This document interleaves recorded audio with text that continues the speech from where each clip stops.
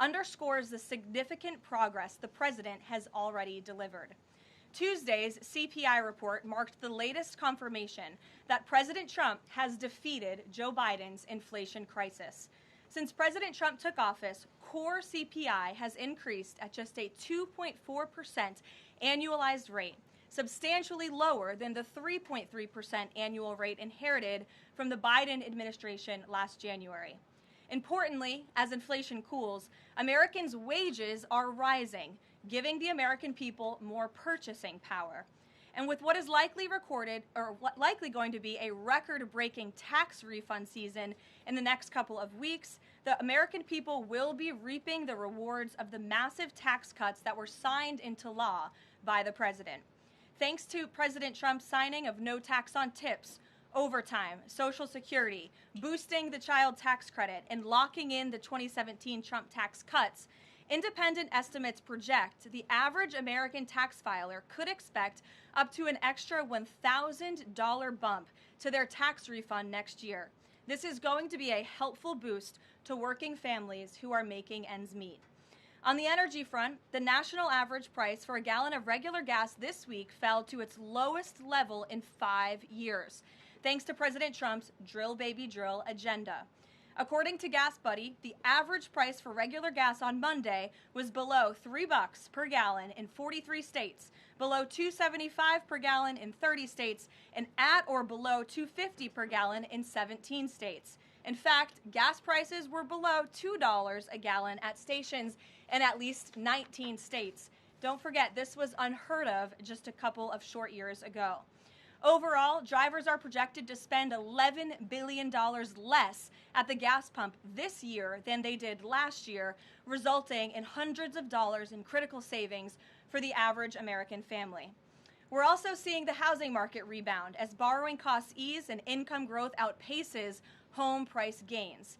According to a new report also released this week from the National Association of Realtors, existing home sales in December rose to their fastest pace in 3 years.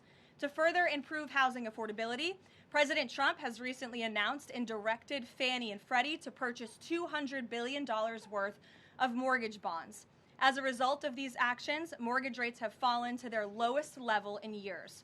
As of last Friday, rates for the average 30-year mortgage are down more than 1 full percentage point.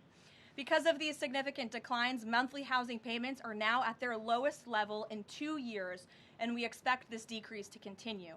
As someone who was enormously successful in real estate, President Trump understands that owning a home is about more than just having a physical asset. It's about empowering young people to stake their claim in the American dream.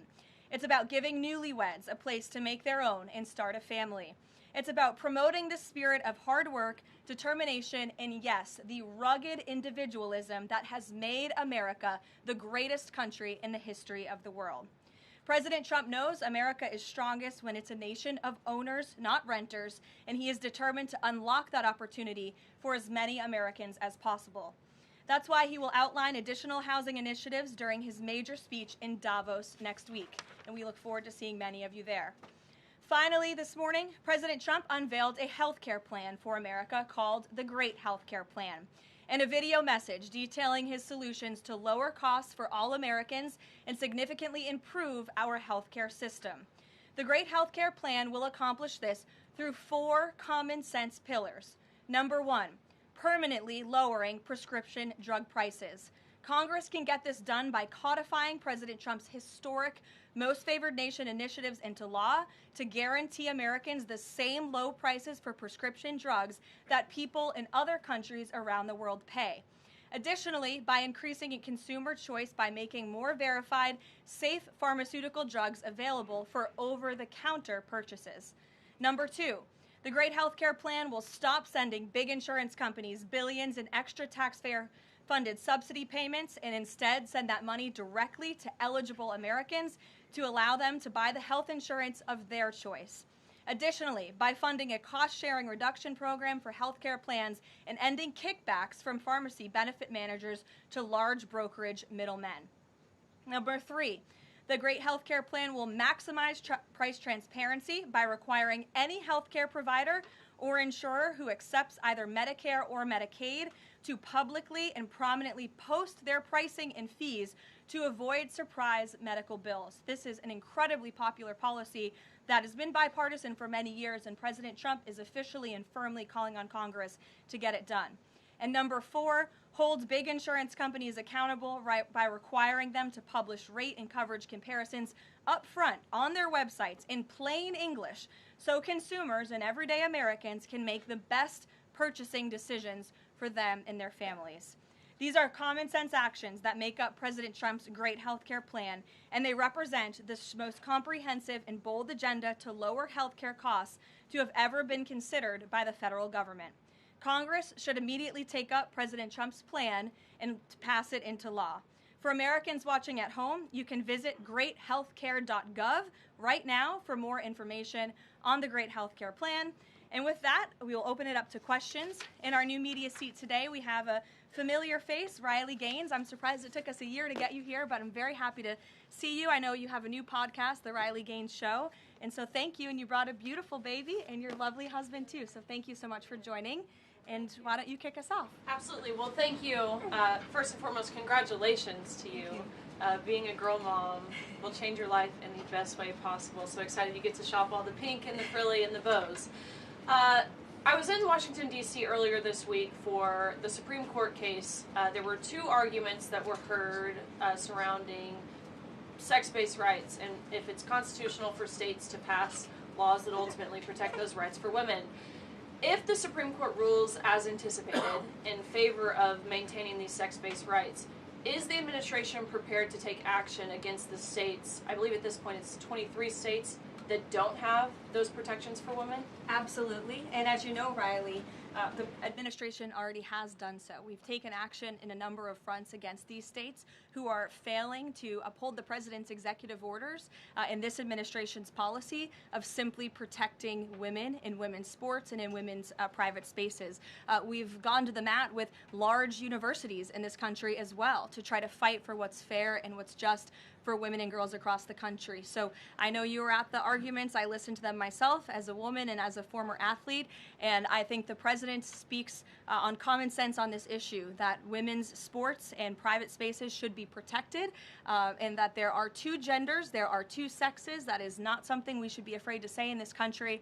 And I think, frankly, it was quite alarming to not only hear a couple of justices gravel over that basic, fundamental, biological fact that men and women are different but inherently equal, but we are certainly different, and women deserve such rights. We hope and expect that the Supreme Court will rule in the right way on this matter. Thank you. Gabe. Caroline, thank you very much. A lot to talk about. Sure. Isn't there always a lot to talk about? What can you share about the president's meeting with Maria Corina Machado? Is it underway? What can you share about that? And then also, the president said yesterday that Delcy Rodriguez was, quote, a terrific person. Does the president trust the remaining members of the Maduro regime? I will say, to your first question, the meeting was about to begin as I was stepping out of the Oval Office moments ago, so my understanding is that it's underway right now. I know the president was looking forward to this meeting, and he's was expecting it to be a good and positive discussion with Ms. Machado, who is really a remarkable and brave voice for many of the people of Venezuela. So the president looks forward to obviously talking to her about the realities on the ground in the country and what is taking place. As for Ms. Rodriguez, the president did speak with her directly this week. As you know, he revealed that to all of you yesterday.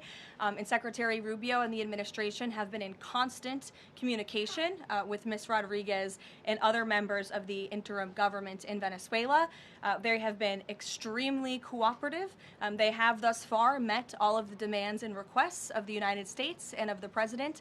And I think you have all seen that play out. We obviously had a $500 million energy deal that was struck in large part because of the cooperation from Ms. Rodriguez.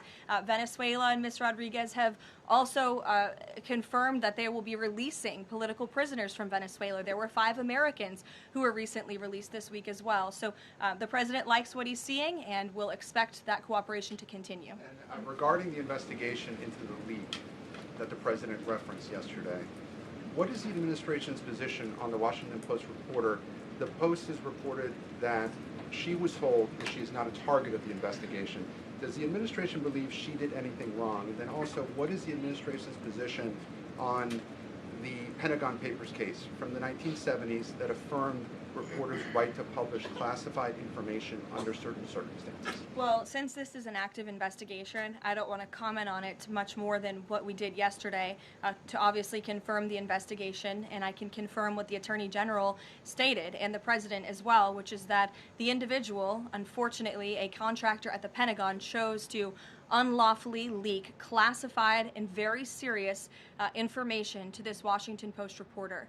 Hence why the reporter's home was looked into by the FBI, rightfully so. And the administration is not going to tolerate leaks, especially from within the national security apparatus of the United States government, that put our nation's integrity and our national security at risk. Full stop. The President will not support that. I know the Secretary of War will not support that, and it will not stand. And legal action will be taken against anyone, whether it's a member of the press or whether it's an employee for a federal agency who breaks the law. If you break the law and if you endanger our men and women in uniform, you are going to be held accountable, period, full stop. But Jackie. Does this administration believe that this reporter or any reporter has a right to publish classified information under certain circumstances? Look, I think that we do not believe that individuals who have been given the privilege of holding a top secret clearance should be illegally leaking that classified information, and I know the American people agree with that. And I think it's a basic tenet of journalistic integrity not to publish information that could directly endanger the operational security or the brave men and women who are serving this country in uniform and putting themselves in harm's way to protect not just the people of this administration, but all of you in the press and all of their fellow Americans as well. Jackie. Thank you, Karoline. I wanted to get the White House reaction to Iranian state TV broadcasting an implicit threat to the president's life. It was images of the assassination attempt in Butler, Pennsylvania, according to reports, with the message, "This time it will not go wrong." I have not seen that, to be honest with you, Jackie. We'll take a look, and I'll let the President and his national security team examine that footage to ensure its legitimacy. Again, I haven't seen it, so I can't comment on it. What I will say with respect to Iran is that the President and his team have communicated to the Iranian regime that if the killing continues, there will be grave consequences. And the President received a message, as he revealed to all of you and the whole world yesterday, that the killing and the executions will stop. And the President understands today that 800 executions that were scheduled and supposed to take place yesterday were halted. And so the President and his team are closely monitoring this situation, and all options remain on the table for the President. Netanyahu encouraged him against strikes. Look, it's true that President spoke with Prime Minister Netanyahu, but I would never details about their conversation without giving the expressed approval by the President himself. Ouija. Thank you, Caroline. Is it still the President's assessment that it would be very hard for Ms. Machado to leave Venezuela because he says she lacks the respect and support in that country? And will he raise that with her today? I think the President's assessment that you just pointed out was based on realities on the ground. It was a realistic assessment based on what the President was reading and hearing from his advisors and national security team. And at this moment in time, his opinion on that matter has not changed. He has also said that he would like there to be elections in Venezuela when the time is right. That's right. Do you have any update on when that might be? And is he committed to a transition to democracy for Venezuela? Yes, and he is also committed to hopefully seeing elections in Venezuela one day, but I don't have an updated timetable for you today. Reagan in the back. Thanks, Caroline. I have a question for you on Minnesota and then also Venezuela. Sure.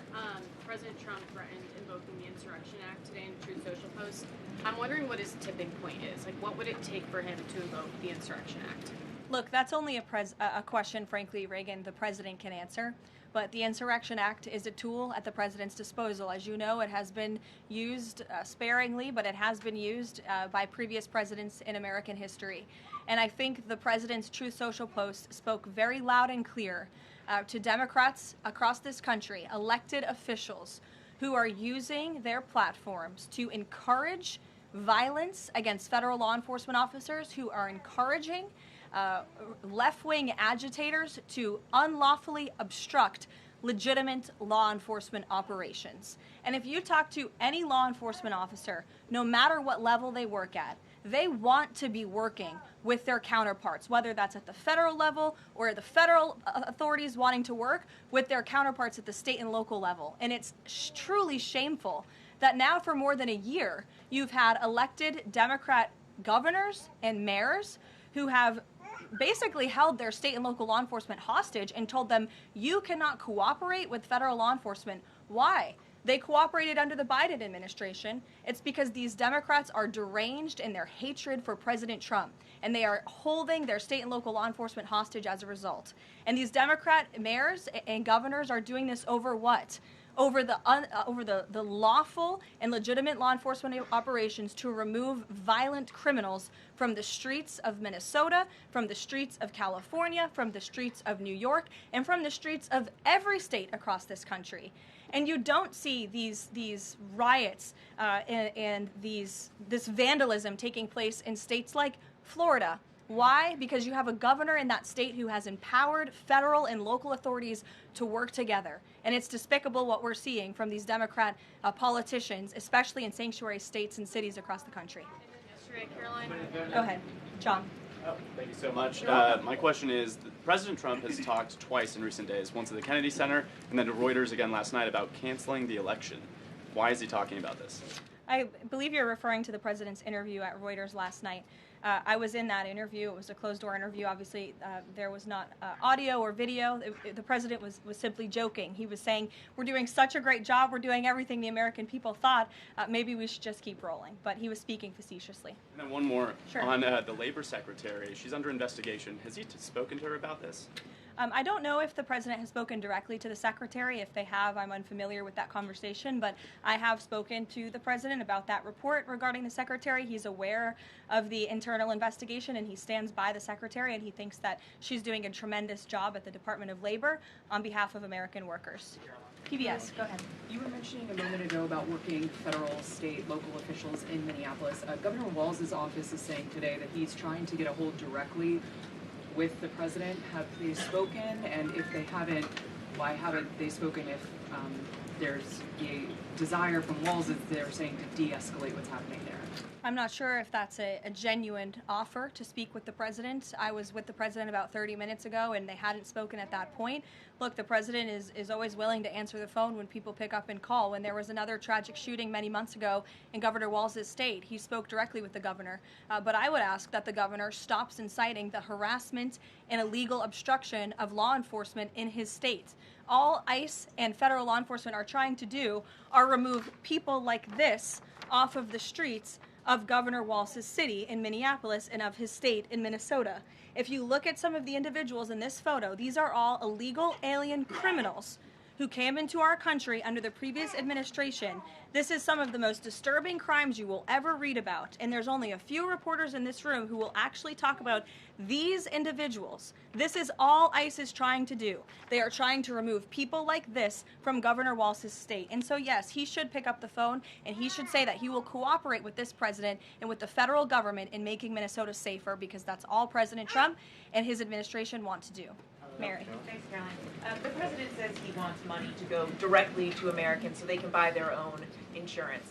How exactly would this work? And can the president assure Americans that this will be enough to cover their health care costs? So this is the second principle in the president's health care plan, lowering insurance premiums specifically and ensuring that that money is going directly back to the American people and cutting the kickbacks that then raise those premiums. So this plan, once put into legislative text and passed by Congress and sent to the president's desk, will stop sending big insurance companies billions of an extra taxpayer-funded subsidy payments and instead send that money directly to eligible Americans to allow them to buy the health insurance of their choice through, you may have heard it be referred to as health savings accounts. Whether that ends up being the actual name of such accounts, we'll have to see. Again, Congress and the White House are going to work together to put this plan into action. And then secondly, the Great Health Care Plan will fund a cost-sharing reduction program for health care plans, which will save taxpayers at least $36 billion and reduce the most common Obamacare plan premiums by over 10%, and that's according to the Congressional Budget Office. But 20 million Americans in recent weeks have seen their health care costs soar. Can he assure them that if this plan is put in place, that they will be able to cover those costs? If this plan is put in place, every single American who has health care in the United States will see lower costs as a result. They will see more transparency. All of these proposals that are within the Great Healthcare Plan are incredibly popular with the American people, and they will impact everyone, not just a small fraction of those who are within the healthcare marketplace, but every single American will continue to see their costs go down. And I will note that they already are with respect to prescription drug prices. When you look at what the president has done with most favored nations, you've seen these big pharmaceutical companies in the Oval Office saying that this president and his team were nonstop, around the clock, pressuring us and negotiating with us to lower the cost of prescription drugs for Americans. And we are already seeing that to the tune, in some cases, of more than 500%. And that Trump RX website is something that the administration will be formally launching very soon, so Americans will have access to those lower costs of drugs. Josh. Thank you. The president has called on credit card companies to lower the cap rate to 10% effective the 20th next week. If they don't do that, what's his... What'll he do? What's the threat? Well, tariffs? No, I'm just kidding. The president certainly has an expectation, Josh, that the credit card companies will do this, just as he did with the pharmaceutical companies, that they will lower costs for American consumers. I don't have a specific consequence to outline for you, but certainly this is an expectation and, frankly, a demand that the president has made. And can you give us an update on the Fed? Sorry. There was some reporting from, I think, Fox Business that Rick Reeder had an interview this week scheduled. The president's indicated he's already made a selection, or at least some kind of, he's settling on someone. Where is he in that process, and when can we expect an announcement? Is he still doing interviews? Look, the president is in the same place as you all have been asking about this for many, many weeks. He's in a decision-making phase. There are a few people who he likes very much for this job, maybe less than that. The truth is, like with all decisions, it's a decision for the president to make. And he said to Reuters in that interview last night that he thinks he'll be finally making that decision in the next couple of weeks. So we will see. And very quickly, there's been some criticism from other governments about Grok and XAI, the Twitter AI bot, and things it's been doing to manipulate images, including whether that would violate the Take It Down Act that the First Lady has supported. We've not heard from this administration on it. Elon Musk says that they've disabled that, but I wanted to ask you whether the administration has a position and whether that's something that you will be pursuing, or whether the president has talked to Mr. Musk about that. Yes, I will talk to the Office of Science and Technology, and we will get you a firm statement and answer on exactly where the administration stands. I don't want to speak on that without speaking with the experts on it. Karoline? Yes. Just to follow up on the health care plan, one of the things in the Affordable Care Act was coverage of pre-existing conditions. Is there any discussion or inclusion on that issue in the president's plan? The president's plan that he outlined today will have no impact on individuals in this country with pre-existing conditions. Obviously, that's a continued conversation that the White House will have with Congress, but that's not the president's intention with the Great Health Care Plan. Go ahead. Thanks, Caroline. Two questions on Minneapolis. And then you. Go ahead. Thanks. Two questions on Minneapolis, one on the ICE agent, the other on the rioting. I believe last night there were protesters or rioters that rifled through an FBI car, took weapons. We had a reporter embedded with ICE who said that she saw constant harassment all evening. Can you speak to the rhetoric we're hearing from Democrat politicians, whether they are causing violence against ICE, as well as some of the headlines we've seen not including the full story? Yeah, I mean, to your first point, I think I've addressed that these Democrat governors and mayors in not just Minnesota, but in states across the country are essentially, they've referred to ICE agents who, again, are brave men and women. And I would encourage everyone in this room, and I would encourage Governor Walz and other Democrats who are demeaning law enforcement to sit down and have a cup of coffee with an ICE agent or a Border Patrol agent. These are great, patriotic men and women who have families, who put on the uniform every day and are following our nation's immigration laws at the direction of their bosses and again, at the direction of the law. They are simply trying to enforce the law. And the Democrat Party has demeaned these individuals. They've even referred to them as Nazis and as the Gestapo. And that is absolutely leading to the violence we're seeing in the streets. If you look at some of the images out of Minneapolis last night, look at this vehicle. Look at what it says. It says F ICE. You have these individuals who are putting their middle finger, proudly so, at the camera. Another ICE a vehicle that was vandalized last night by these left-wing agitators. People don't do this without encouragement from people in power who make them feel like it's okay. Here's another one. and I'm pretty sure this car, you can't see it, said the best agent is a dead agent, or something to that effect. This is despicable rhetoric that we're seeing, and the media is absolutely complicit in this violence, because if you look at the headline from CNN, protests erupt after federal agent shoots man in Minneapolis, that is not the story, that is not the truth. If you actually want to know the truth, you can look at what the Department of Homeland Security released, which is that this ICE agent was executing a targeted operation against a Venezuelan illegal alien who was unlawfully present in the country, who fled by car and then fled by foot. And when this ICE agent tried to detain the individual, 3 more of his comrades came rushing out of a house and started ambushing and attacking the ICE agent. They used a shovel or a broom to smash his face in. And so yes, that agent had to use self-defense and take up his weapon to protect his own life. That is what's happening on the streets of Minneapolis. That's what's happening on the streets, unfortunately, of these Democrat-run cities and states where you have elected officials who are encouraging such violence against our brave men and women in law enforcement. Thank you, Karoline. 2 questions. First, a follow-up on one of my colleagues who asked you about the president's interview with Reuters. You said that he was joking about canceling the elections, but Americans for generations have fought and died for democracy, for this democracy. Are you saying that the president finds the idea of canceling elections funny? Andrew, were you in the room? No, you weren't. I was in the room. I heard the conversation. And only someone like you would take that so seriously and pose it as a question in that way. Second, Philip, go ahead. Thank you, Karoline. Senator Elizabeth Warren said that the president called her earlier this week to discuss caps on credit card interest rates.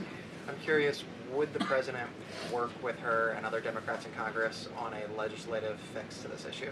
I think the president would work in good faith with anyone in Congress for a good legislative fix that would benefit the American people. And that's precisely why he called Senator Warren earlier this week on that matter. Thanks, Karoline.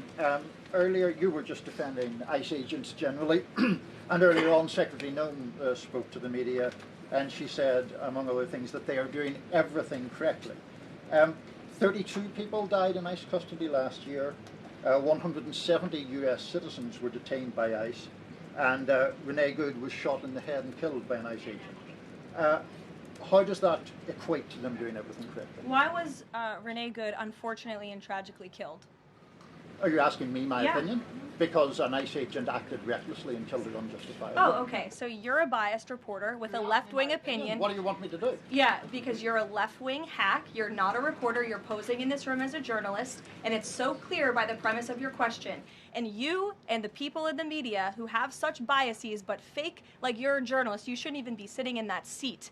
But you're pretending like you're a journalist, but you're a left-wing activist. And the question that you just raised and your answer proves your bias. You should be reporting on the facts. You should be reporting on the cases. Do you have the numbers of how many American citizens were killed at the hands of illegal aliens who ICE is trying to remove from this country? I bet you don't. I bet you didn't even read up on those stories. I bet you never even read about Laken Riley or Jocelyn Nungray or all of the innocent Americans who were killed at the hands of illegal aliens in this country. And the brave men and women of ICE are doing everything in their power to remove those heinous individuals and make our communities safer. And shame on people like you in the media who have a crooked view and have a biased view and pretend like you're a real honest journalist. Kelly. 2 quick questions on Iran. I wanted to ask first, just if you can say, how close was the president to potentially launching strikes last night, and was it the Gulf states that convinced him not to do that, as some of the region there have said? Well, look, Kelly, I know there's been a lot of speculation in the media about what the president is going to do at any given moment or any given night. And I would say a lot of these stories, to be honest with you, I've been reading them, and they've been based on anonymous sources who are pretending or guessing to know the president's thinking. The truth is, only President Trump knows what he's going to do, and a very, very small team of advisors are read into his thinking on that. And as I just told you, he continues to closely monitor the situation on the ground in Iran. And as we saw yesterday, he had heard that the killings and executions would stop. And we have seen 800 people, their lives have been spared as a result of that. The president continues to closely monitor, but also keep all of his options on the table. Karoline, 2 separate questions. Sure. On the Machado meeting first, what is it that the president feels that he needs to hear from her or from the opposition party that he hadn't heard prior to today, or he wanted to hear in the meeting, to be able to convince him to commit to some sort of a timeline for elections? I'm not sure the president is going into the meeting with expectations like you just laid out, Fran. I don't think he needs to hear anything from Ms. Machado. I think generally this is a meeting that the president was willing to take and willing to accept to meet Ms. Machado in person and to just have a frank and positive discussion about what's taking place in Venezuela. That's all. And on the subject of Greenland, Jeff Landry, the president's special envoy for Greenland, wasn't in the White House meeting yesterday. Can you say why that was and what exactly the role he is playing in these conversations about acquiring Greenland? Well, the Vice President and the Secretary of State were present for that meeting, and the meeting, it was a productive meeting. It was a good meeting, and in that meeting, the two sides agreed to really establish a working group of individuals who will continue to have technical talks on the acquisition of Greenland. Those talks will take place, I'm told, every 2 to 3 weeks, so this is a conversation the administration intends to keep having with the Danes and with the respected delegation from Greenland. But the president has made his priority quite clear. He wants the United States to acquire Greenland. He thinks it's in our best national security to do that. Indeed. There have been multiple instances of American citizens being detained by ICE, and I'm wondering what the administration is asking the agency to do. What steps is the administration asking the agency to take to ensure that Americans are not wrongly arrested? Obviously, ICE is focused on detaining individuals who are unlawfully present in the country. And there have been hundreds of thousands of illegal aliens who have been arrested and detained and deported from this country by ICE over the course of the last year. And that's their intention, and that is their goal. Elizabeth. Thank you, Karoline. What about Greenland? Europe reportedly sent troops over there. Does that change at all what the president is doing on this? And then a second question.